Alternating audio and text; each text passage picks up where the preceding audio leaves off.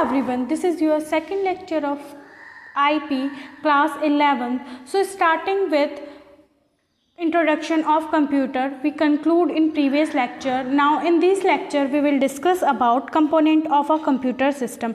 As you already know how computer works in information transfer and information technology. Now in this class we will discuss component of a computer system. So as you can see that here is a diagram, ray diagram, and you see here is some component just like input device, primary memory, control unit, arithmetic and logical unit. This whole is a CPU and this secondary storage device and then output device.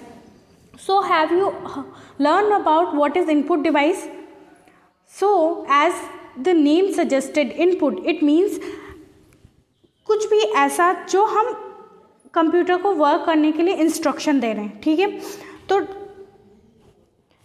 the device through which control signal are sent to a computer are termed as input device. This device converts the input data into a digital form that is acceptable by the computer system. ठीक है. Some example, as you already know, keyboard. Keyboard is used for typing purpose, for giving the information to our system. ठीक है. Mouse, as you already know about the mouse. ठीक है.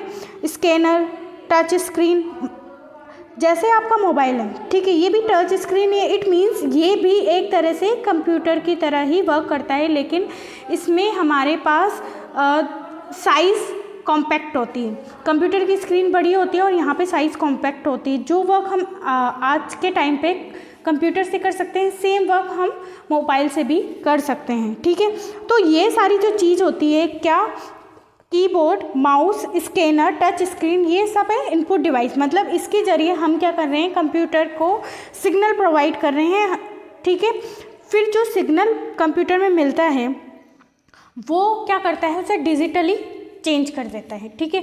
वो machine language में change करता है, क्योंकि हमारी जो लैंग्वेज है वो बिल्कुल डिफरेंट है और मशीन की जो लैंग्वेज है वो बिल्कुल डिफरेंट.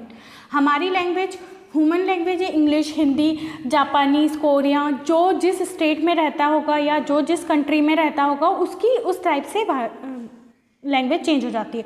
लेकिन कंप्यूटर तो यूनिवर्सल लैंग्वेज ही जानता होगा, मतलब एक ऐसी कॉमन लैंग्वेज जो हम सबको डिकोड करके वो कर ले. डिकोड का मतलब क्या होता है, हमारी लैंग्वेज को चेंज करके मशीन लैंग्वेज में चेंज करना. मशीन लैंग्वेज क्या होती है, कंप्यूटर की बाइनरी लैंग्वेज होती है. उसके बारे में हम आगे डिस्कस करेंगे कि कैसे वर्क करती है, क्या होता है, हमारा जो मैसेज होता है वो कैसे डिकोड होता है, कंप्यूटर उसे कैसे अंडरस्टैंड कर सकता है. ठीक है. तो यहाँ तक तो हमने इनपुट डिवाइस के बारे में बात कर ली. अब आपको क्या होता है, सेंट्रल प्रोसेसिंग यूनिट. ठीक है. सेंट्रल प्रोसेसिंग यूनिट, जिसे आपको क्या बोलते हैं, एक तरह से बोलते हैं जैसे हमारा माइंड सारी जो भी इंफॉर्मेशन गेन करते हैं. हम इंफॉर्मेशन गेन कर सकते हैं आईज से और ईयर से. ठीक है. और हमारे टच से भी हम कुछ, जैसे जो ब्लाइंड पर्सन होते हैं या जो डेफ होते हैं, वो क्या करते हैं, अपनी जो इन्फॉर्मेशन होती है वो गेन किससे कर सकते हैं, छू के कर सकते हैं या सुन के, या कोई ब्लाइंड है तो टच करके. तो वो उनके पास क्या होती है, यही इनपुट डिवाइस है. अपने जैसे इंसान में इनपुट डिवाइस होती है आइज़, हैंड मतलब टच, और ईयर. ठीक है. तो हियरिंग कर सकते हैं, आइज़ से देख सकते हैं और अपन फील कर सकते हैं या टच करके पता कर सकते हैं. वैसे ही कंप्यूटर में कीबोर्ड, माउस, स्कैनर या टच स्क्रीन ये होती है जिससे हम इनपुट दे सकते हैं. अब ये सारे सिग्नल हमारे पास कहाँ, माइंड में क्लिक करते हैं. तो इसी तरीके से कंप्यूटर में भी क्या होता है, ये सारे जो भी सिग्नल जाते हैं ये सीपीयू में जाते हैं. सीपीयू यानी कि सेंट्रल प्रोसेसिंग यूनिट. सीपीयू में बहुत सारे पार्ट होते हैं, जैसे प्राइमरी मेमोरी. ठीक है. अब प्राइमरी मेमोरी है, इसको ही मेन मेमोरी भी कंसीडर करते हैं अपन. ठीक है. ये होता है रैम. रैम यानी कि रैंडम एक्सेस मेमोरी. ठीक है. अब इसके आगे हम डिवाइड करेंगे कि किस टाइप से हमारे लिए यूज़फुल होती हैं. इसी में आती है कंट्रोल यूनिट, जो हमारे जो भी डेटा होते हैं उसको कंट्रोल करता है. अर्थमेटिक एंड लॉजिक यूनिट, यानी कि जो भी मैथमेटिकल वर्क होता है वो हम ALU के से कर सकते हैं. ठीक है. कभी कभी इसकी फुल फॉर्म आ जाती है ALU मतलब, ठीक है, CU मतलब तो आपको याद होना चाहिए, ALU मतलब अर्थमेटिकल लॉजिकल यूनिट, CU मतलब कंट्रोल यूनिट, ठीक है। कंट्रोल यूनिट क्या होता है? It control sequential instruction execution interpretation instruction and guide data flow from the computer memory, ठीक है। अब CPU also popular known as microprocessor, बोलते हैं ना कि कौन सा माइक्रो प्रोसेसर है, ठीक है, 8085 8086 ये पुराने प्रोसेसर है जो वर्क करते थे। अभी एडवांस प्रोसेसर आ रहे हैं हमारे पास, तो इसमें मतलब कंप्यूटर के हर एक प्रोसेसर अलग अलग होते हैं, ठीक है। According two processor it's work depend, मतलब स्पीड डिपेंड करती है उसकी कि कितनी जल्दी वो हमें आंसर कर देता है, ठीक है। इसके बाद आते हैं आउटपुट डिवाइस। आउटपुट से पहले हम देख लेते हैं सेकेंडरी स्टोरेज डिवाइस। अब आपके पास, आपने सुना होगा pen drive, CD DVD hard disk, मतलब एडिशनल हार्ड डिस्क, ठीक है। तो ये सारी चीज़ें क्या होती है? ये होती है सेकेंडरी स्टोरेज डिवाइस, ठीक है। क्या कर रहे हैं हम? जो भी डेटा हमारे पास है उसे क्या कर रहे हैं? एक अलग से डिवाइस में स्टोर कर रहे हैं, ठीक है। तो इसी ही हम क्या बोलते हैं? Secondary storage device. Hard disk में भी क्या कर सकते हैं? हमारे पूरा डेटा है, हम उसे ट्रांसफ़र कर सकते हैं। इन फ्यूचर किसी भी कंप्यूटर में हमें वो सेम डेटा चाहिए तो हम उसको यूज़ कर सकते हैं। मेमोरी कार्ड भी आपको पता है, इसके सेम चीज़ मोबाइल में होता है, ठीक है। अब बात करते हैं हम आउटपुट डिवाइस पे। आउटपुट क्या है? डिवाइस क्या है?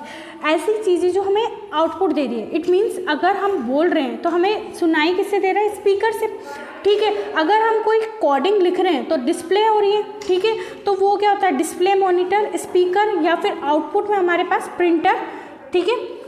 इसमें 3D प्रिंटर भी आ सकता है, ठीक है। तो ये चीज़ें हमारे पास क्या हो गई? आउटपुट डिवाइसेस हो गए। तो अब आपको पता चल गया कि इनपुट डिवाइसेस क्या है, जिसको हम कोई भी इंस्ट्रक्शन, जिसके द्वारा हम कोई भी इंस्ट्रक्शन दे रहे हैं कंप्यूटर को, वो होगी हमारी input devices. Just like a keyboard, mouse, scanner, touch screen etcetera, ठीक है। इसी तरह से आउटपुट डिवाइस क्या हुई? आपकी display, monitor, speaker, printer, 3D printer भी इसमें इंक्लूडेड होगा, ठीक है, एटसेट्रा। तो ये सारी इनपुट आउटपुट डिवाइस आपने देख ली। सेकेंडरी स्टोरेज डिवाइस में आपको पता ही है क्या है? CD DVD, आपका हार्ड डिस्क आ जाएगा, पेन ड्राइव आ जाएगा और मेमोरी कार्ड। इसके अलावा भी जो भी सेकेंडरी डिवाइसेस है वो इंक्लूड होगी इसमें, ठीक है। तो आपने आज कंपोनेंट ऑफ कंप्यूटर सिस्टम के बारे में जान लिया कि क्या क्या कंप्यूटर में सिस्टम प्रेजेंट होते हैं। In next lecture we will discuss about the evolution of computer, कि how to change ordinary computer to a modern computer और अ सुपर कंप्यूटर। तो इसकी पूरी जर्नी के बारे में हम डिस्कस करेंगे नेक्स्ट लेक्चर में। आपको ये लेक्चर कैसा लगा, इसके बारे में आप सजेस्ट कर सकते हैं कमेंट में, आपकी प्रेजेंस लगा सकते हैं आप कमेंट में। और अगर इस वीडियो से रिलेटेड आपको कोई भी डाउट है तो आप कमेंट सेक्शन में पूछ सकते हैं।